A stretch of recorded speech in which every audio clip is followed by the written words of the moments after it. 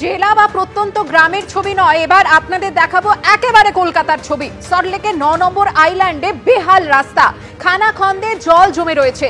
রাস্তায় কই মাছ ছেড়ে বিক্ষোভ দেখালেন বিজেপি কর্মীরা। বিধাননগর পূর্ব থানার পুলিশ গিয়ে বিক্ষোভকারীদের সরিয়ে দেয়।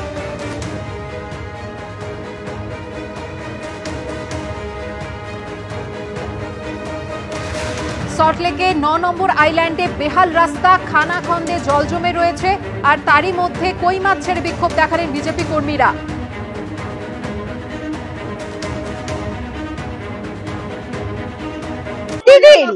বিধাননগরবাসী প্রাণ হাতে নিয়ে এই রাস্তা, শুধু একটা রাস্তা নয়, একটু আগেই আমি এখান দিয়ে যাচ্ছিলাম বাইকে করে, আমি পড়ে যাচ্ছিলাম।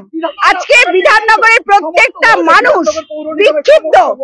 কেন এত যে প্রশাসন, যাদের কাউন্সিলরদের যারা মানুষ এনেছিল, সেই মানুষই আজকে চাইছে যে আজকে বিধাননগর নয়, বাংলা থেকে যেন তৃণমূলের বিসর্জন হয়। আজকে বিধাননগর বিজেপির পক্ষ থেকে আজকে বিধাননগরের যে রাস্তাঘাটের বেহাল দশা, বিধাননগর রাস্তাঘাট এই খানাখন্দে পড়ে গেছে সমস্ত ওয়ার্ডে। বিধাননগর পৌর নিগমের মেয়র কি করছেন? এইখানে সামনে এসডিও অফিস, এখানে এসডিও মন্ত্রী আমলা সুজিত বসু, বিধায়ক কোথায়? সাধারণের ট্যাক্সের টাকা কোথায় যাচ্ছে? কোথায় যাচ্ছে? রাস্তাঘাট হচ্ছে না কেন? রাস্তাঘাট হচ্ছে না কেন? এই ইট ফেল রাস্তা সাধারণ মানুষ ভোগান্তি করবে, এটা চলবে না। এসডিও অফিস, এইখানে এসডিও প্রশাসন বসেন, দিন রাত এখান থেকে যাচ্ছেন।